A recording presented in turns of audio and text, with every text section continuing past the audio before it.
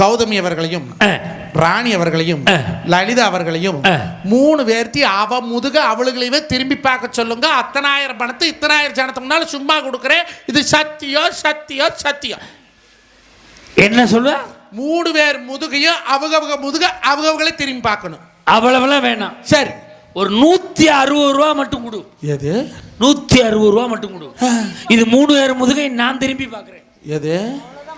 அதுக்கெல்லாம் அவ புருஷன் இருக்கிறான். அவங்க தான் சொல்லி விட்டது.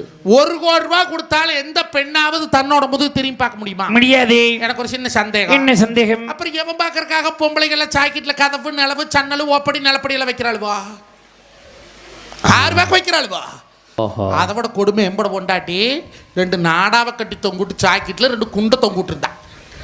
எனத்துக்கெல்லாம் ஜாக்கெட்ல நாடாவுனே இதே நீ டவுசர்ல நாடா வைக்கிற, நான் ஜாக்கெட்ல நாடா வைக்கிறேன். இதுக்கு அதுக்கு சரியா போச்சுக்கிறாளே. இது அது ஒன்னாயா?